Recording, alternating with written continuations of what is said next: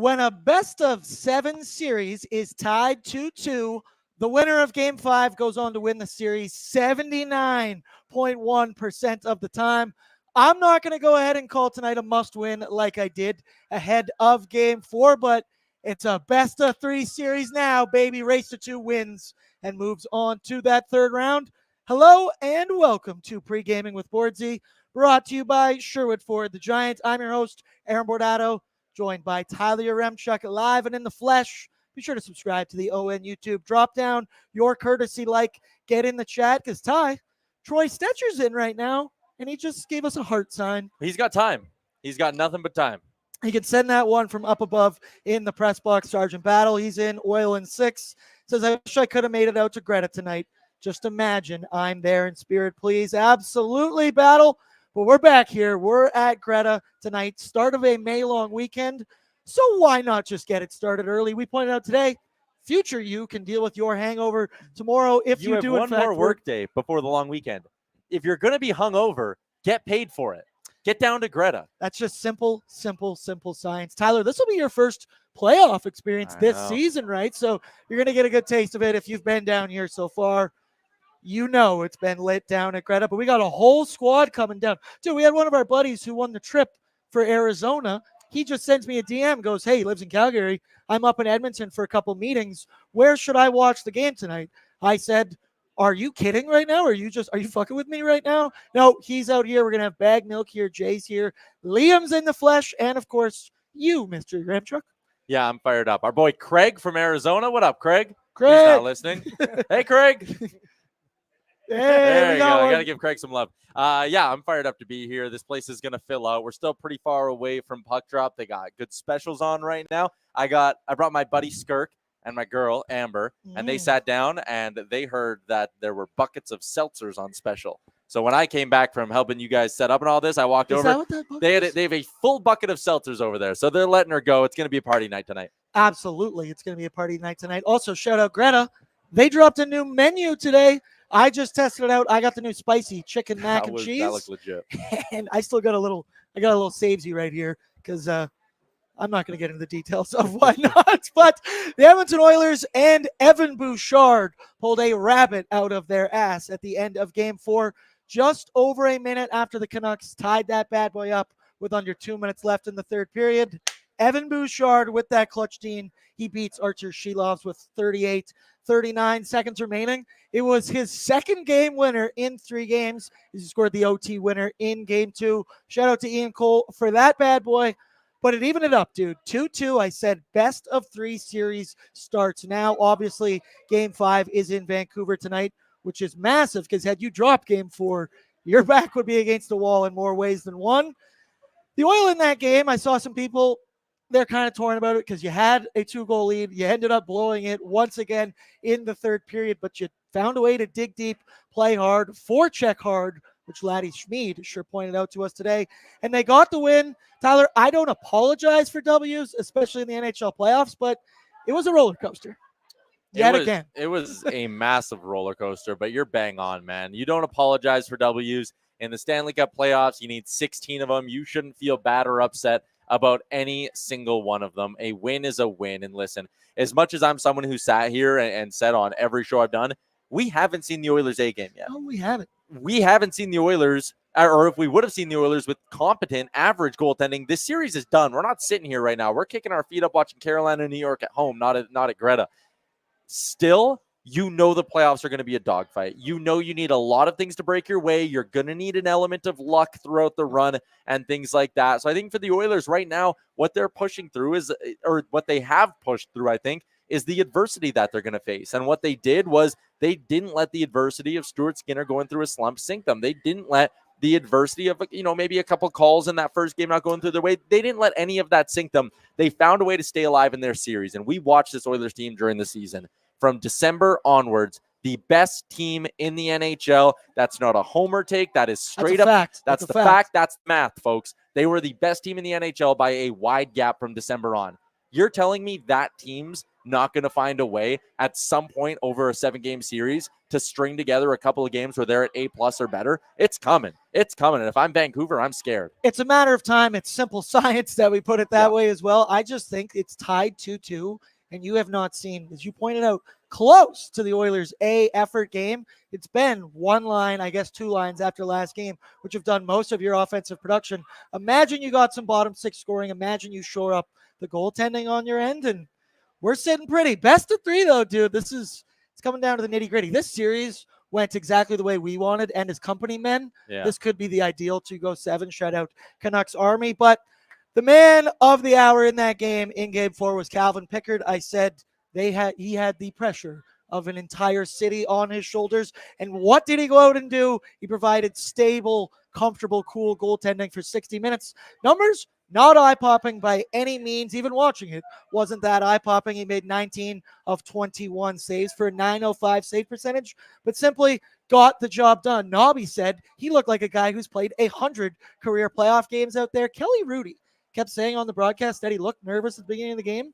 I didn't see any of that from Kelly Calvin Rudy is a noted Oilers I know, hater. it's ridiculous. When the Oilers win, Kelly Rudy doesn't sleep. So yeah, sure. Oh yeah, I'm sure he looked nervous, and I'm sure Kelly Rudy had 100 great things to say about our boy Arthur Seelobs too. Get that out of here. Hell yes, Tyler. He said it, not me, Kelly. You can talk to him about it, but hey, I agree. He doesn't even hide it. He doesn't like the Oilers. He kept saying it during the intermission, and I was like, what game are you watching, man? He stopped everything that came his way. Calvin Pickard looks nervous. Calvin Pickard looks like that every single game he plays, man. He's junior Mike Smith. If you said I was nervous, I'd be like, okay, absolutely. Check out my pitters. I'm sweating a little bit. But in that game, I said he was good, without a doubt, the biggest win of his career. It was the biggest game coming in, first ever NHL playoff game. He was fantastic. Pat? Whoa. See, muscle memory here. It's Pat. I've had him next to me in this situation. Ty, I'm going to trip you here because you're a known Calvin Pickard hater, right? As I think everyone in the chat would say. I know you weren't a big fan of the decision going in. You've changed your tune because clearly results matter. Pickard, he's earned Game 5. He had earned Game 4 by necessity because of the way Stuart Skinner played. What do you thought of picks? Yeah, again, the take I gave on ONR, or the way I phrased it Tuesday on ONR was, it wasn't the move I would have made, but the justification for why they're doing it is clear, and it made me okay with the decision. And coming out of Game 4, it's like, yeah, that's kind of exactly why you would have been willing to make that bet, because you knew all you needed was 900 to 910, and you were going to be able to get that win. So again, I wouldn't even say necessarily like I've changed my tune on it. I'm still nervous because we haven't seen Calvin Pickard start back-to-back games yet this year. Never mind potentially the 3 or 4 you could need him to start. Dude, we hadn't seen him play good teams this year. Well, there's that too, right? Like a lot of his numbers, 909 in the regular season, there were Arizona starts, 2 Anaheim starts. Like, go down the list. He played some good games against Pittsburgh and Dallas and stuff like that. I'm not trying to discount Calvin Pickard. All I'm trying to do is outline why I had some hesitation about this decision. But what he showed in Vancouver is that, one, the moment's not going to be too big for him. That was a pressure-packed on-home ice first career playoff start for a 30-some-year-old. What he did was say, I can make the saves I'm supposed to. Nerves of steel. And guess what? What have we been saying for years? If the Oilers have a goalie who makes the saves he's supposed to, they're a Stanley Cup caliber team. Their blue line is good enough. Their forward group is miles better than any other forward group because of McDavid and Draisaitl and the guys in the top 6. I know. But that right there, you just need a goalie who's going to make saves. So I'm all for Pickard getting the start tonight, and I think there's a 90 to 95% chance it's Pickard the rest of this series. I think it might have to be this way. I guess that would lead me to my next one. And I like the point there. We've said it for years. You get average to above average goaltending with this Oilers team. I don't care. In a 7-game series, eventually the Oilers offense is going to pull through, and it's going to deliver. It got hot. It got tense in the ON studios today earlier when you and Jay were barking at each other over Calvin Pickard. And the conversation was, what does Calvin Pickard have to do to keep the net tonight? Is a win and you're in and you continue to go, which was more of where Jay came from. You said you might need to see a result, because I do believe for the Oilers to win the Stanley Cup, Stuart Skinner will be back in the crease. He'll be back in the net eventually. This isn't going to all be Calvin Pickard. At what point do you do it, though? You got to ride the hot hand. You only have 2 wins right now. It's not necessarily back against the wall time, but a loss tonight could be. Where have you come out? Have you changed your tune at all? Is Jay here, actually? Well, no. So, like, again, like, my problem with what Jay was getting mad at me about in that whole thing was I wasn't saying, like, I think, and I'm betting, you've seen the wagers I've been putting on my Betway since we've sat down. I'm betting on Calvin Pickard Can playing confirm, well. he believes. I think Calvin Pickard's going to play well, and I have put my wallet on the line when it comes to that. I was just trying to, for the sake of the conversation, outline what are some different things that could happen. I wasn't even saying the Oilers lose, but I will say, if the Oilers win this hockey game 6-5 tonight, both these teams have fascinating decisions to make between the pipes. Because if you're Vancouver and you have to sit there and lean back and go, holy shit, have they figured out Seelovs? If the Edmonton goes to the net, picks up those rebounds in their second chances, is throwing pucks on net from everywhere. If you're Vancouver, you go, okay, maybe 90% Thatcher Demko is actually okay. Maybe we need to go to this guy in game 6. And if you're Edmonton in that scenario, you're going, okay, we're up 3-2. We're coming back home. In the regular season, during his regular season career, Stuart Skinner, much better home goalie than he is a road goalie. I just thought the decision would be fascinating. And yeah, if the Oilers win in spite of Calvin Pickard, which again, I don't think is going to happen, I go back to Stu in game 6. We have a long ways to go until that. You can't, you got to keep the mission in sight of winning tonight and giving yourself that ability. But I just think there's a world where they win and there's still a conversation, is my point. Absolutely. And we're talking about a hypothetical situation because we got to get through game 5 first, but I'm interested. Let me know in the chat where you come out on this with the Pickard and Stu dilemma. I said it in the game. Last one, Nobby had absolute balls of steel to put Calvin Pickard in the net in that one. That wasn't the only good decision he made. He decided to split up 97 and 29. He also decided to split up the D pairings and break them up to a degree. On the forward side of things, once again, just like the goaltending, I think Nobby's hand was forced. We've always been believers. Teams better with 97 and 29 separated. You'll always get PP time after PK time, icing time, whatever you want. But they simply weren't getting production from anywhere else in the lineup 5v5. I love Nuge. He's not the play driver down the middle of the ice, obviously, that number 29 is. So you drop him down there with Kane, you bring up Dylan Holloway, and it finally looked like the Oilers were getting consistent 5v5 offense whenever 97 was off the ice. In fact, they were forced all game. I thought Nuge had his best game of that, and he really benefited from that move. But another guy, he's your guy. You didn't buy his jersey, right? You just bought a blank one. You're going to get it crested? Yeah, and there was, a certain someone in my life who may or may not be drinking seltzers in here who is not thrilled at my decision to wager a $300 jersey on a round of golf. None of that. I've made worse decisions, was my argument. And then I told her when she was driving me to the game and I had to go pay up for my bet, I said, it might not sting as much if I just buy myself a Dylan Holloway jersey too. And yeah, okay, then at that point you're 600 in on the bet, but at least I get the jersey out of it, right? And you double down. It's a good Instagram photo of you and all Jay. that stuff. Pays for itself, brother. The exposure. I was told, don't be an idiot, and I agreed ultimately. But then I was told, if they make the conference finals, maybe it is time for a fresh jersey. So Dill, I need a couple big goals from Hollywood. I need a big performance from them, and then I'll be buying your jersey, and you can get the $6 or whatever the NHLPA gives you. And a couple more seltzers over there for wifey to try and maybe I can order it tonight. Hey, let's go. Let's go, absolutely. But Dylan Holloway, he benefits from that situation. Both Nuge and him, I thought, had their best games, arguably, of this series for sure. Holloway's look good. Is he there to stay? This is something I think the top 6 looks absolutely beautiful the way it is right now. I don't want it to be touched to any degree. Nope. We've been pushers of 55 next to 29 for what feels like 4 or 5 months now at this point. It's finally here in the biggest stage, in the biggest moments. I love it. I absolutely love it, and allow me and us to take our victory lap here because people love clowning me. They love clowning media members whenever they're wrong and digging This is a you take. You do your own victory lap here. They love bringing up the TikToks of shit I've said in November and December and what a moron this guy is, blah, blah, blah. I have been on this Dylan Holloway thing since January and December. Play him with skill, let him get comfortable in the NHL with meaningful minutes, and the results will come. This is not a 4th or 5th round pick. This is not a scrub who randomly got a call-up. This is a legitimately talented, high-end hockey player who just wasn't given an opportunity to be comfortable. And we can talk about the Daleks examples. We can go down the line of going back to Pittsburgh days when they would just take Jake Gensel, Brian Rust, these guys, and say, look, hey, play next to Sid for 10 games. See if you guys can figure it out. And what they're doing right now and what we're seeing over the course of even just last game and the 15 minutes he got, He started to figure it out with Leon Draisaitl. They should have done this in January, sat the two of them down and said, we believe in the two of you as a duo. We think you make sense with the speed and the size. 10 games together, figure it out. If they would have done that in January, I honestly think this forward group is looking totally different right now. I think the view and perception of Dylan Holloway is totally different.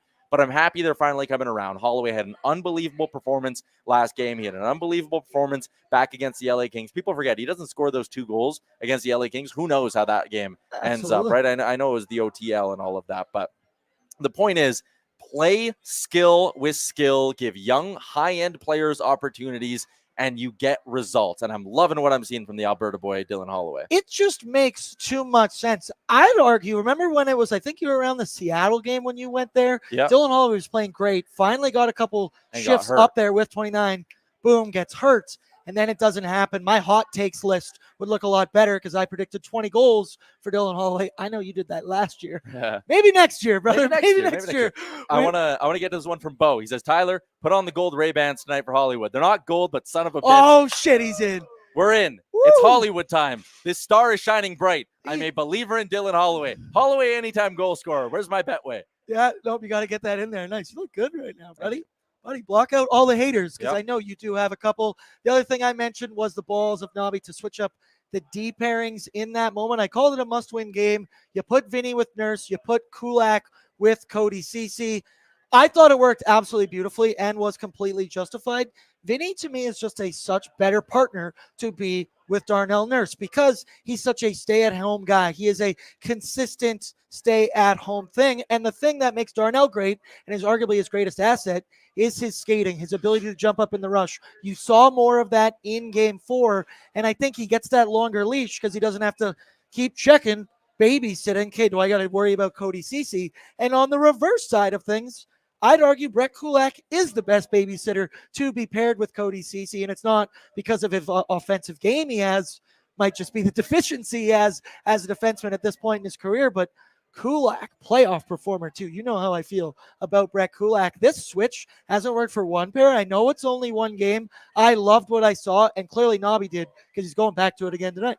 Yeah, I think it's the absolute right decision for them to be making. I had the line earlier that Nurse and Ceci, they make the most mistakes out of all the Oilers defensemen. Nurse's mistakes come out of a place of maybe trying to do a little bit too much. And I said Ceci's mistakes come purely from a place of incompetence. And when I look at that, Vinny Desharnais, he's not a true top 4 defenseman, but he's shown us at different stretches when he played together that the results, although they still aren't great, they are not worse than what you get with Nurse and Ceci. The results of Kulak and Ceci, I think that's better on the third pairing. And if Ceci's going to make a mistake or if he's going to have a mistake-filled game, I'd rather have him do it in 13 minutes than in 18 minutes on the second pair. So I'm happy they're keeping this one together. Yeah, and for me, it's that Brett Kulak, I feel, is more of that safety net valve than one Darnell Nurse. Maybe we've just been burned a few times. Let's get into it now. You see them, and I'm wearing one of these bad boys, and they are all over the bar right now. I know we're going to be throwing them out. Oh, my brother and his friends are here, Tyler. You're going to get to meet my brother later on as well. He's not one of those two, but he's one of the other ones. But you go check it out, nationgear.ca. It's time to oil up, ladies and gentlemen. Look at those hats. Look at those shirts. You can get all kinds of stuff at nationgear.ca. I still don't have one of those hats. I got that one on the right, the trucker one. It's real comfy. I didn't wear it tonight. I'm all blacked out, but and live, laugh, La Bamba. Down and to the sunnies, too. Down to the sunnies. Down to the blacked out shades with Oilersnation written on the lens. You probably can't see those. Shout out to it does. Oh, yeah. Shout out to my boy, the Canadad. I got lost in your eyes there for a moment. That was a weird moment we had right there. But now we'll move to our need to know info, courtesy of Wilhauk Beef Jerky, because only the finest tasting meat products earn that Wilhauk name. Made from a 100% pure Alberta beef. Their jerky is aged, seasoned, marinated, and smoked to savory perfection. They gladly fill orders of any size. You can find their jerky, sausage, and other products exclusively out of their Leduc, Spruce Grove, and West Edmonton Mall kiosk locations. So you need to know info for the Oilers. Obviously, Adam Henrique is going to be out tonight. Rico Nobla said he is very close. Loved the edging joke that you made earlier to that one. Wasn't me. I was laughing my ass off behind the scenes. But Rico is still day-to-day. He joined his teammates on the ice today, so that is an encouraging sign as he's been dealing with an ankle injury. Leon, Evander Kane, and Matthias Ekholm were all not on the ice today. They will all be in the lineup for sure. Nobby called it a maintenance day, and I think that's something we're going to get used to throughout these NHL playoffs, and they will continue tonight to go with that same D alignment, meaning Ekholm, Bush, you get your Nurse, Vinny, and then you get your CC and Kulak. Nobby noted that Brett Kulak's play has elevated completely in these playoffs, and he thinks it's given them different options and maybe that confidence to pair a Cody Ceci with him. And then also, it's Corey Perry's birthday today, people. 39 years young. He has not done much 5v5 offensively, but if you need a reason to believe he's got the birthday bump tonight, I'm riding with him for an anytime goal. It's always the baby bump and the birthday bump. That's, pardon my take. The baby bump is a legitimate thing. And then finally, Calvin Pickard, he will make his second straight start, as you pointed out, the first time this season. He was great in Game 4. I'll say he was good with that .905 save percentage. On the Vancouver Canucks side of things, they're going back to the drawing board with a number of different things. Nils Höglander is going to enter back into the lineup this evening. Hasn't played since Game 2, and he has registered 24 goals in the regular season. So should bring some offense into that lineup. And you could argue that the Canucks' best trio has been the Dakota Joshua, Elias Lindholm, Connor Garland line. Well, they're going to split that one up as well because Lindholm is going to move to play up with Elias Pettersson on a second line, third line. I don't really know how you determine it with these lines, but he'll be playing with EP40 and Nils Höglander in a move for the all-Swedish line right there, which means Teddy Bluger moves up, and he's going to center that Joshua Garland line. What do you think of that move? I get it. It's to get EP40 going, and we'll talk about it more as we move along, but interesting strategy to take possibly your best line of the playoffs and break it up with the guy down the middle. Seems questionable. I agree. I think it's a little bit of throwing the baby out with the bathwater, if you will, Aaron. Listen, that third line was giving the Oilers fits. It was Dakota Joshua, Connor Garland have both been pricks in this series. And I guess maybe the thinking is those guys are going to hum no matter who their center is. They've been the drivers. So, yeah, try to get EP40 going a little bit. But I wouldn't have done this. To me, I look at Elias Pettersson and I go, dude, we are paying you $11 million right away here. Figure it out. And he's going into the media doing his little, not talking, pretending that he doesn't care. Like, apparently he was riding a scooter today. He was riding a scooter in Vancouver. I don't know. I wouldn't be making concessions for this guy. But at the same time, this is a risk by Rick Tocchet. The downside to the risk is he disrupts the line that was the best at 5-on-5. The upside is if he gets his superstar winger or now center turned winger going, if he gets his superstar going, then giddy up, right? Yep. Like, that's a series changer. So this feels like a move not out of desperation for the series from Tocchet, but out of desperation to wake up Pettersson. And if it doesn't work, and if Pettersson is the same perimeter scared player we've seen through 4 games, more than that, 3 months in Vancouver, then look out. I don't know what Tocchet does next. It smells like desperation to me, and I know desperation, okay? It's coming off me right now. I can feel it, but Rick Tocchet was very clear. He called out his team after that game. He said, we have way too many passengers, 6 to 8 of them. So tonight, Ilya Mikheyev, Sam Lafferty, and Linus Karlsson, all get your ass up in the press box tonight. As I said, Bluger will be in. Phil DiGiuseppe comes back in for Sam Lafferty on the 4th line. And another guy returning tonight, it's Carson Soucy, Mr. Crosscheck himself after he served his 1-game suspension. He'll be in. He'll return to Tyler Myers on that second pair, which has been the pair that's seen the most 97 matchups, meaning Little Z, Nikita Zadorov goes back to the third pair with Ian Cole. Any retribution on Soucy? I don't think there necessarily should be. I want just a classic. Take a number, so then when you're going hard on the forecheck, you see that, you go, okay, I'm going to maybe lean in a little extra hard. I don't want any dumb penalties where you're trying to get some stuff going. There's other Bordato. Yeah, there we go. We're getting some love. You think there's going to be any retribution? No, I wouldn't. I think you're right. If you see him, smoke him kind of thing. If you're going to the front of the net against him. For me. Yeah, if you're going on the forecheck, give him an extra shot. Maybe when you go to hit him on the forecheck, you try to line that stick up right in the ribs or right under the arm there and try to make sure he feels it when you get him. But I don't want to see anyone going and doing anything that's going to result in a 2, 4, 5-minute power play for the Vancouver Canucks. I think that's silly. Focus on the win. That's the best way to get them back. Absolutely. Beat him on the score sheet, people. But hey, Evander Kane, if you also want to fight him, I'm not going to stop you there. It's Artur Shilovs again tonight. He had a good Game 3 followed by a Game 4. He's got a 4-3-0 record, .271 goals against, .907 so far these playoffs. But he is human, and one need-to-know piece of info is that Thatcher Demko has been facing live shots again recently, 3 days in a row. As a matter of fact, he's yet to participate in practice. Frank said he's not 100% yet, but it's going to be an interesting note to keep your eyes on, especially as this series moves along. Comes to Game 7, would you dare put in Thatcher Demko? No, I think it's game 6 or nothing, because just think about kind of the way things would go tonight.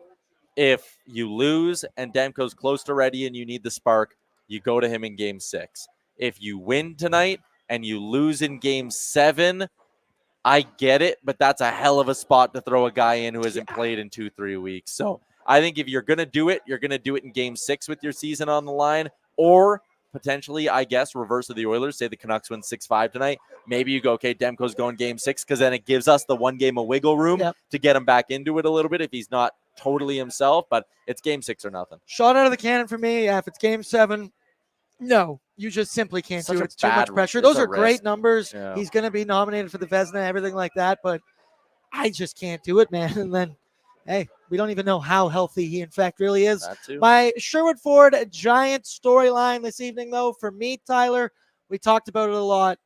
It's pressure, pressure, pressure for me in front of the net. I know you feel the exact same way. I want pressure. I want traffic. I want madness in front of that Canucks net. We know Archer Shelovs has been good. Hand up. He's better than I thought he was, but he's still human. He is still beatable. And we've seen it. Shots from the point with traffic in front. Not great. Shots off his glove. He's batting at it like a cat. Bats at some toy out there. He's not great in those situations. So I think if you plant yourself in front of the net, which is something I've said all series long here, get in his grill, get him off his game, and birthday boy Corey Perry. You started up your antics doing the weird stick shit with Brock Besser. At one point, I saw him wrestle Dakota Joshua down to the ground like it was MMA fight going on or something like that. I want more of that stuff. I want it in front of the nets, from Perry, from Evander Kane, from whoever. I don't care. Get out there, put pressure in front of the net. What's your storyline today? Yeah, for me, I still think the storyline is Calvin Pickard. We saw him come through and play well in his first game. Does Calvin Pickard have a second solid game in front of him? Again, doesn't have to be excellent, doesn't even have to be great, just has to be solid. If Pickard has another solid game in front of him where we're talking 905 at the end of the night, I don't think Vancouver's putting up the shot volume if he's 900 to score 4 or more. And I think if Pickard holds him to 3 or less, the Edmonton Oilers win this hockey game. So, yeah, to me, the storyline is still Pickard, but I love yours. If the Oilers go to the net, if they create traffic, they could score 5 or 6 tonight on Shelovs. It is that simple. I don't care. It is that simple. I'm not on the ice. I need to get some traffic in front.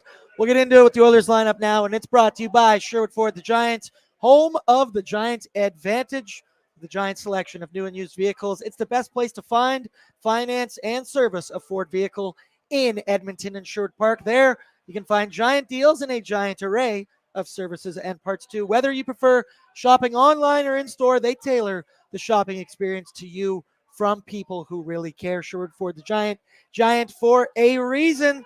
So let's pull it up here. The projected Edmonton Oilers roster this evening. Top line of RNH, McDavid, and Hyman. Then it's Hollywood, staying there with 29, Leon Draisaitl and Evander Kane. Your third line, Warren Fogle, Ryan McLeod, and Corey Perry. We'll touch on in a minute. Warren Fogle played a team low 7 minutes and 45 seconds in the last game. He's been nearly invisible. My Fernando Pisani award is looking pretty dumb right now, but I, like you, have been giving wrong takes out all season. You should be used to this by now. Fourth line, Matthias Janmark with Derek Ryan and Connor Brown. And then we move to the deep pairs. It's Ekholm with Bouch, Nurse with Vinny, and Brett Kulak, playoff Brett Kulak, with Cody Ceci. So the top, we talked about the decision to split up 97 and 29 was fantastic. I mentioned Dylan Holloway and how beneficial that was to him. But Nuge, that was Nuge's best game of the series so far. He obviously had the massive goal to go up 2-0, and he looked engaged throughout. You know the Nuge is feeling it when A, he's on a 2-on-1 and he's looking off number 97, but B, when he's snapping that thing, a low blocker, you knew exactly where that was going. And of course, he beats Archer Shelovs. Unlocking Nuge is just a realm that I argue, and you've gone through the numbers, the top line with Nuge is as good, if not better, whatever, with 29. And I'm sorry to say, Nuge just isn't the play driver that 29 is down the middle of the ice. He might be better as a winger at this point in his career, but he's a jack of all trades. He can do it all. This move worked out in so many different ways, but what'd you think of RNH? That was a game he needed. You could see the celebrations. Like Connor was jacked the fuck up when he scored that goal. What do you think of RNH? Yeah, I like this one from Canadian Connor, who said Nuge is a good complementary player, helps take pressure to drive the line off his shoulder. The other thing he does is just, like you said, fits in so well to that top line and just doesn't mess up, keeps cycles alive, makes smart plays with the puck. And what that allows the top line to do is be the Zach Hyman, Connor McDavid show. What that allows Chris Knobloch to do is move Leon Draisaitl, a true play driver, which, again, no one's going to pretend to tell you Nuge isn't, but moves a true play driver in Leon Draisaitl down to the second line and gives you multiple lines that can score and do damage. So did someone score in that The Rangers just tied the game up 3-3. No, I think they might have just taken the lead, AB. 4-3? They're up 4-3. Liam, get it on that TV right there. Yeah, for can us. we get that game back there?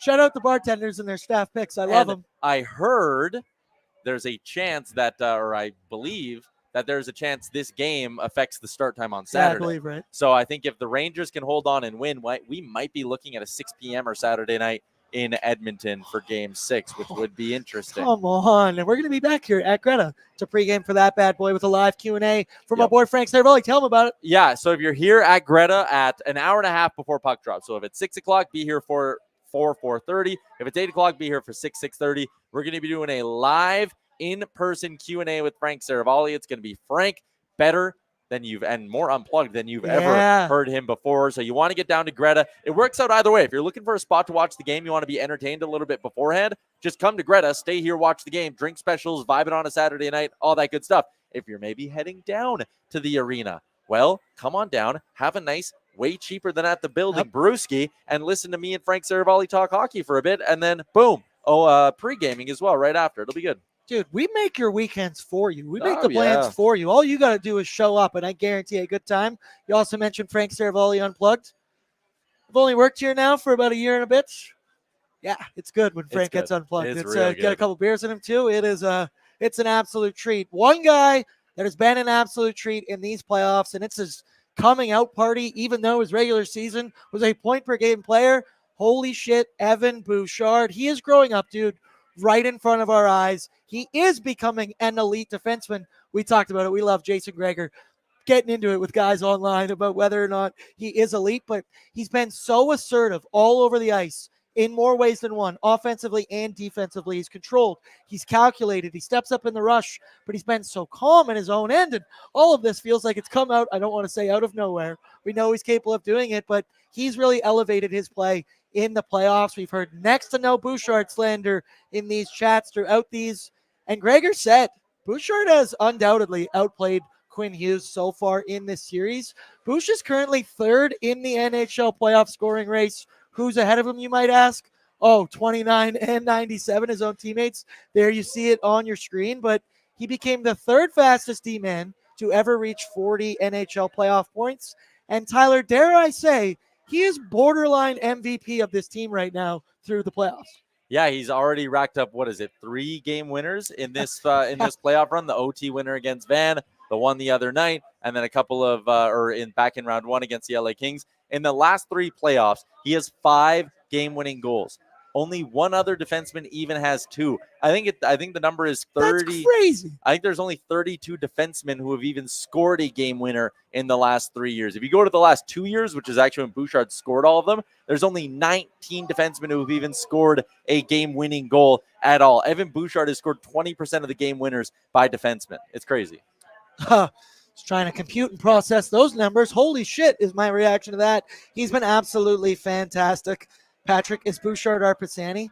No, he's too good, and he gets paid probably too much to be in that. You need your bottom 6 guys. So you know what? That actually brings me to my next question I got for you. Who's going to be the hero tonight? You know, it's always going to be somebody. It can be under the radar guys. It's been a lot of the big dogs for the Edmonton Oilers. Here's Bouchard, obviously, in the last one, but I want your under the radar hero pick tonight because the rest of this lineup hasn't done a lot. 5v5. I thought they were better in that last game, specifically the McLeod and Perry line. But once again, Warren Fogle was nearly invisible, it felt like, in that game. But I think tonight Perry's my pick. I mentioned the birthday boy bump. I like him for an anytime goal scorer on Betway this evening, and he's that under the radar guy. Liam is wearing a Dustin Penner jersey right now, which there's no playoff memories It's of that. so funny. But under the radar guy, you think, right? Like Todd Marchand's, your Zach Cassian's, your David Desharnais. Who is going to be the hero tonight, or who do you think is capable of doing that tonight? I will say last game, Matthias Janmark went on that rush shorthanded. I told Cassian when he was on the show the other day that it was giving me shades of Zach Cassian in 2017. It was giving me shades of Cassian in 2017. I would say, though, like Fogle is the guy. I've been hard on him. I think Knobloch's been hard on him. I said today, though, I don't remember if it was Real Life or Oilers Nation Every Day. You talk a lot. There's a part of me that if I'm Knobloch, I sit those three down and I go, McLeod, Fogle, Perry, you guys are starting tonight. Go show me what you got in the tank this evening. If you can't stand on the ice for the anthems, stare down the other team, and go out there and have a banging first shift, then I will know right away if I'm Chris Knobloch, it ain't happening tonight. But I want to give them that challenge, and I want to see if they're up for it a little bit. So I'm going to say Warren Fogel's my answer. I like that call to put him out there. That's a vote of confidence as well as, hey, I believe in you. And I like the staring down the opposition. I like that, as you know what you got to go out and do there. We talked about the decor and the changes coming in. I said all the reasons why I think it's a good move. Stable Vinny with offensive nurse. Stable Kulak with incompetent Cody Ceci, I believe, was our word we chose to go with. Right now, I'm going to continue to roll with that. Let me know in the chat what you thought about that. And Laddie Schmid today, when we had him on Oilers Nation Every Day, said he doesn't think Cody Ceci has, in fact, been that bad. Hey, Laddie played more games in the NHL back end than I have. So if he believes, I believe. We talked about the possibility of Troy Stetcher coming in. Not going to happen tonight. I know you're in the chat. I know you're sending hearts. But I don't think that one's going to happen. The big key, though, that Laddie Schmid said about tonight's game was forecheck. That was his key to victory because he said, look at that game-winning goal in the last game. Evander Kane, tough forecheck at the end of the game. And that's the thing that throughout a long series, throughout a long game, you want those defensemen going back there. They might be big, but they're human, and they're going to be awkwardly shoulder checking. Like I mentioned, you want to run your Carson Soucy maybe at the beginning of the game, but that's what we saw Tuesday night. And after a whole game of doing it, boom, it happens in the last minute where mistakes are made. Bing, bang, boom, back of the net. What do you think about the Oilers forecheck tonight? You're going to be in Vancouver. The crowd's going to be on your ass. That's a good way to kind of push back. It's a good way to push back. And what did we see in game one? When the Oilers, and I was in the building, I can say this first person, when the Oilers were up 4-1, that place was an effing library. There was no one going on. BM and I were the loudest two people in that building when it was 4-1 Oilers. And I think that's kind of the key tonight for the Oilers. That's a Canucks fan base that's not going to rally up their team if they start losing. So go out there, hammer them physically, get a couple of goals, take that crowd out of it, and then just don't fuck up. A lot easier said than done, but that is sometimes this team can drive you up the goddamn wall. I know. I swear, I know it's not that simple. They're not played on paper, but that's a good coach move right there for my boy, Mr. Yaremchuk.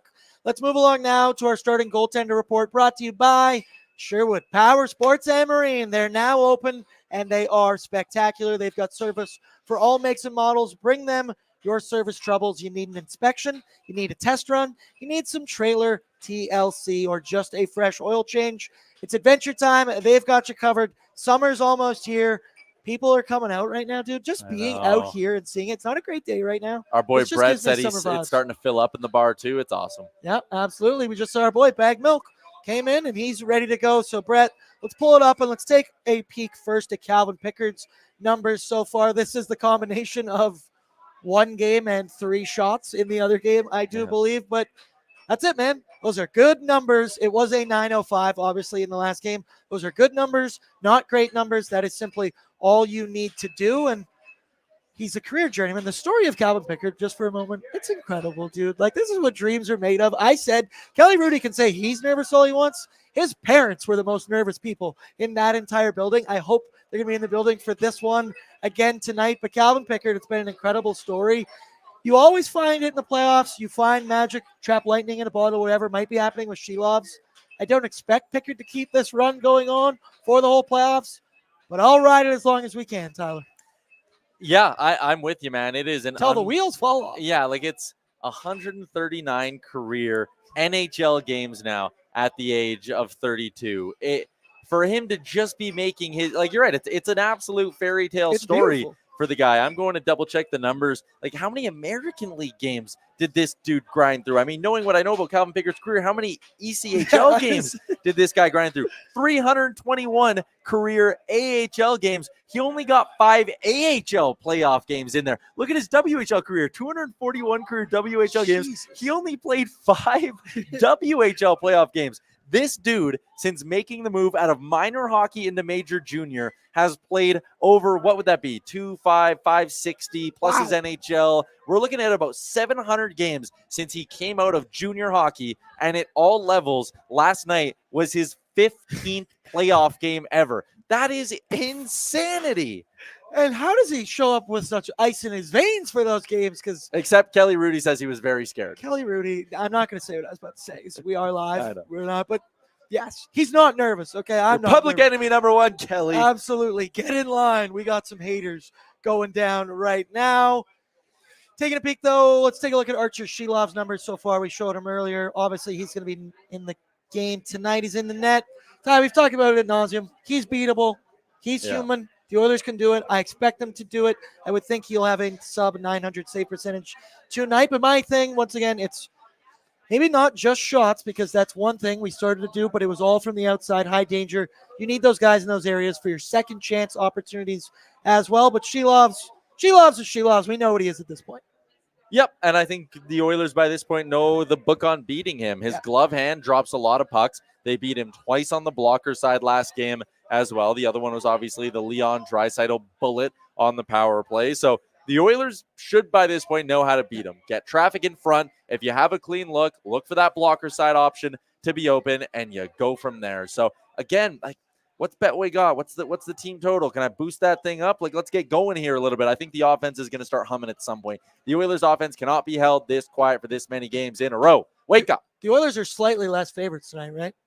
Down to minus 140 from 210. They opened at minus 150. So feels like maybe the public money pushing this line a hair. Let's go. That's probably the lowest you're going to get throughout this entire series at this point. Let's move now to the Vancouver lineup, brought to you by Greta Bar Yag, people. You know him, you love him.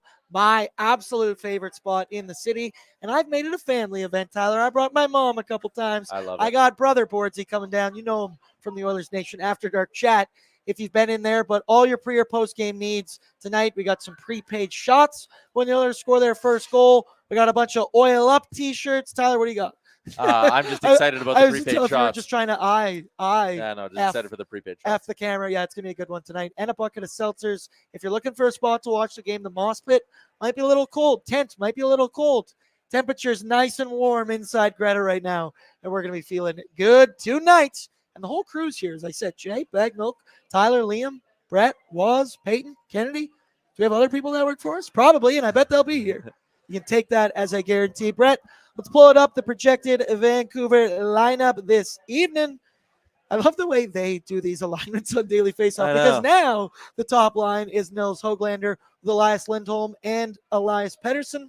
Then it's Pius Suter with JT Miller and Brock Besser. And then the third line of Dakota Joshua with Teddy Bluger and Connor Garland. Then it's PDG, Phil DiGiuseppe with Nils Oman and Vasily Podkolzin. And then on the decor side of things, it's Quinn Hughes with Philip Hronik, Nikita Zadorov with Tyler Myers, and Ian Cole. That's not accurate because Carson Soucy needs to be in there. Brett's holding up accountability. The second pairing will be Myers and Soucy. Third pairing, Z and Ian Cole. But Tyler, the big thing coming into this is, where is EP40? In fact, he was scootering around town, I guess, before the game. He gave a weird interview that was like, man, how much of a shit do you give right now? Give a shit meter. Looked like it needed to be up for him a bit. Talkett called him out after the last game. He only has 4 points in 10 games through the playoffs. 1 goal in this series. He hasn't been his usual self, but there's the point I want to make, that eventually you can look at him and say, hey, you're not performing. But look at who he was playing with, dude. He's been playing with Ilya Mikheyev, $4 million man, who has 0 points in 10 games so far. He was playing with Nils Höglander, who was healthy scratched after game 2. They brought in for him Linus Karlsson, who played 4 games this season. So I don't think EP40's been entirely set up for success. All 3 of those guys I've mentioned have been healthy scratched at some point. Yes, he needs to be better. Yes, he needs to score, but I think there's an argument to be made if you give the guy shit and you expect him to give you gold back. But he is paid to do that. And that's kind of where I'm at, too, is like at some point, I mean, we watched Connor McDavid play with Dominic Cahoon and Ty Ratty in playoff games, man. Like, what are we doing here? And you know, Patrick says Pedersen got called out. Hopefully that shuts him down even more. I hope he's the kind of player who just caves under the pressure and isn't a playoff player at all. That would be the best possible outcome here. I honestly, knock on wood, just how he's looked. Again, this isn't like 2-3 games where he's been bad. This goes back to the All-Star break. This isn't even just the playoffs. This is the All-Star break. He's been this bad. I don't see a lot of faith he's going to find a way to turn it around. Like, he scored a goal on the power play this series, and we all sat there and we're like, oh, whoa, there it is. Is EP40 waking up? And he didn't. Back to bed. Hit the snooze button. Absolutely. Last season, 102 points. This season, 89. So there's a little drop off there, but Quad said it all season. He didn't know what was going on with EP40. Keep your eye on him. But as I said, it didn't all just fall on him. There's lots of guys in their lineup. Mikheyev, he's out. Linus Karlsson, he'll be out. Sam Lafferty, he's going to be out. We called it desperation to a sense. Feels kind of like you're trying to light that spark. I would also argue that those guys maybe will be less passengers, the new guys coming in the lineup, your PDGs, because they are kind of playing for a spot in the lineup so far at this point. But one man who's going to be back, it's Carson Soucy, which moves Nikita Zadorov. Zadorov or Zadorov? How do you say it? I've been saying Zadorov, but I've been told it's Zadorov. I feel like I've said both. I like mixing in both, keeping people on their Little toes. Z is what I'm calling him. Yeah, he ain't there you big. go. I ain't go with that. But they're back on home ice. So Little Z is probably a lock to score a goal at home. He scored in 4 straight playoff games, home playoff games. He had 6 goals in total in the regular season. But Carson Soucy on the D end, he's going to be back. I expect him to see a ton of Connor McDavid, especially being on home ice, having that last change. Ty, he's a guy you wanted all summer long. Carson Soucy on the Edmonton Oilers. I laugh at that. Then he's the one who cross-checks Connor McDavid. I said we don't expect retribution, but I do think the back end obviously is going to be better with him in there. He plays a lot of minutes, brother. Yeah, he logs a lot of minutes, and I was one of the people who kind of said, I don't know how much his impact's going to be felt. You know, it's one game. He's a second, third pairing D-man. But I felt like Vancouver did kind of miss him in their ability to shut down some of those long Oilers rushes in the offensive zone, or long Oilers cycles, I should say, in the offensive zone. I thought Noah Juleson kind of played okay. I don't know. It'll be interesting. The thing for me now is just, you know, whoever's on that blue line. It's the fact Vancouver is last change again, going back to home ice. That's a big storyline tonight. Seth is in here, and he says 6 shades, brother.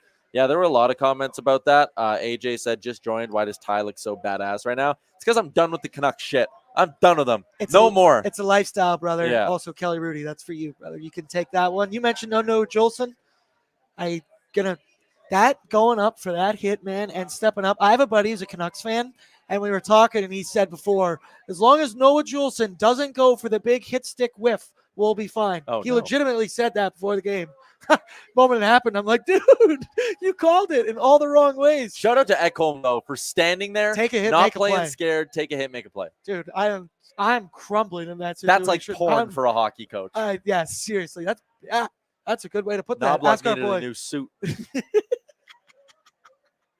I love that, but we did talk about it. The decision to split up the line of Joshua Garland and Lindholm, I'd argue, and I think it's fair to say, has been their best line, their most consistent line. You break that up.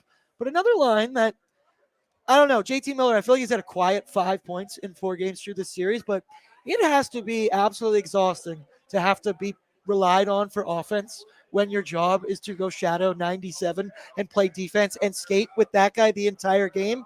What have you thought of JT Miller in the top line? Brock Besser continues to have the clutch gene and the goal-scoring gene. Pius Suter, he's okay. He's been up there. What have you thought of that top line? Yeah, Pius Suter's definitely a human. Brock Besser, very, very good.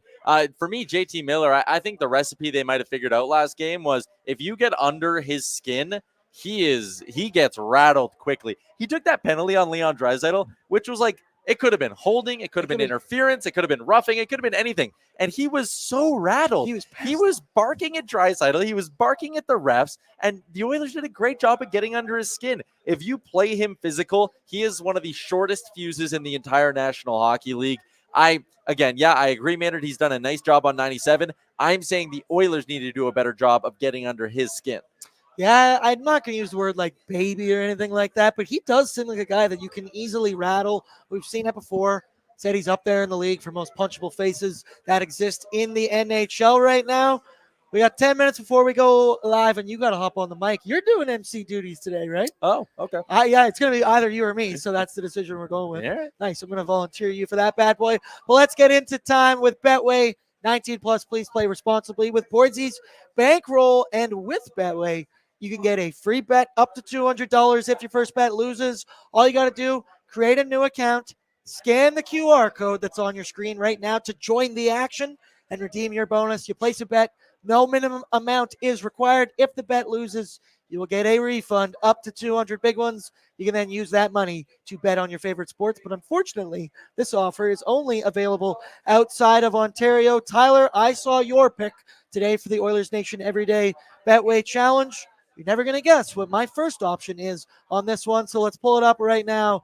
It's Edmonton money line in 97, 2+ points. It's currently at plus 145 on Betway when I checked.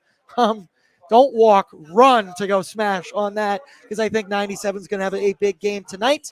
Your other option, it's a Hyman 1+ power play points, currently at plus 160. I like that one. Feels like every game I could just throw a dart and be like, okay, Bouchard power play point, Hyman power play point. One of them's getting one either game. And then your final option there, it's number 91, Evander Kane, to get an anytime goal this evening. I like him on that second line there with Dylan Holloway and Leon Draisaitl. I think Kaner, come on, he's in Vancouver. It's his hometown. He's got to score one eventually, right? Yeah, I think he's kind of due for one. As someone else said, Hyman's due. He's been held off the board for a game or two here, so why not? That's what that power play point is. Yeah, my favorite option here, I would go McDavid money line 2+ points, but I would say I like that Evander Kane option as well. Yep, I agree with that. Checking Betway, as I've also mentioned, I love Corey Perry to score a goal on his birthday this evening. Tyler, what else you got going? You got anything else you've thrown some money on? I went and threw more money on the Oilers to score more than 4.5 goals tonight because I'm a man of my word, and I think they'll get to Shelovs. I got a little bit on Zach Hyman anytime goal, little on Zach Hyman to score twice. Oilers money line 97. It's a spray the board kind of night. Oilers are winning this thing. Just looking at my account right here, it says I'm not even going to say the number of how many active bets I have. It's because of the golf. Because of golf. Oh, golf's on. I won a parlay yesterday. Shout out Betway as well. And then, come on, you get a whole weekend of fun if you get there and join the beginning. You're a guy, though, for golf, right? You don't like to pick anything till later on? Yeah, for the sometimes I'll get in early, but sometimes I just like to see what the board's like heading into Saturday. There's still usually value out there. I do want to bring up something. It's not entirely tied to Betway, but while we're waiting for the results to come in, I sent it to Brett, and I thought this was really cool. Obviously, Zach Hyman showed up today wearing his new Shaquille O'Neal jersey, and this from Brian Swain. 2002, Kobe Bryant arrives for a Lakers playoff game wearing an Oilers jersey. 2024, Zach Hyman arrives for an Oilers playoff game wearing a Lakers jersey. Obviously, Kobe, Shaq, different players, but still, I thought this was pretty cool. I also, next time, Zach, maybe no suit. I don't know if that's the best right? look. Yeah. Looks a little nerdy. Maybe should have tried to get a little bit more dripped out. Should have hit me up. Could have given him the sunglasses or something. But regardless, pretty cool. Ty, you said Ekholm, that's porn for coaches right there. Pull that back up, Brett. Zach Hyman and Kobe Bryant on the same screen, that's porn for me right there. Job's not finished. Job's not finished. We all know as we're 2-2 in this series right now. I'm going to end us a little bit quicker than usual here so we can get ready and go get on the mic and get things going. Tyler, what am I about to ask you? You're about to ask me for a score prediction. Anytime goal scorer, 6-2 Oilers. Dub. Give me Hyman. Give me Kane. Give me Fogle. Nice. I'm going to go.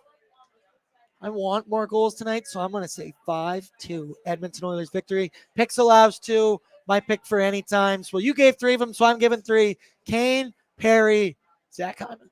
Yep, I like that. Big shout out to everybody who's come out. There's still time to get down here. There's still some tables around, but things are about to get rowdy in here. As I said, May long weekend this weekend. Started off early, started with a bang. We'll be here pre-gaming. We'll be here post-gaming. And Tyler, we'll be back here again on Saturday. Shout out, though, to our sponsor, Sherwood Ford the Giant for the Edmonton lineup, Power Sports and Marine for the goaltenders, Greta for the Vancouver lineup, Betway, 19 plus, please play responsibly, Wilhauk Beef Jerky. Damn it, and I forgot. Shout out to our friends Boston Pizza to team up for the win. It's been 30 years since a Canadian team has won the Stanley Cup. Well, why don't we go with this for Boston Pizza, a little out-of-town playoff action. The New York Rangers finished the job. It's a victory for the Rangers. The series is over in 6, which means there are at least rumblings, nothing confirmed. Game 6 Saturday could be starting at 6 o'clock between the Oilers and Canucks, and hopefully it's a chance for the Oilers to put away that series. And that means no eventual Oilers-Hurricanes final, which some people have always wanted redemption. I don't want that bullet. I'm full of fear, man. I'm a coward. I want the worst possible team coming out of the Eastern Conference. You're Go damn Bruins. right. Go Bruins. Comeback City, I love you all. I'll see you right here after the game for Oilersnation After Dark. I got me, I got Brett, I got Zach Lang joining me this evening live and in the flesh. It's going to be a night tonight, everybody. Hope to see you later tonight, and good luck out there.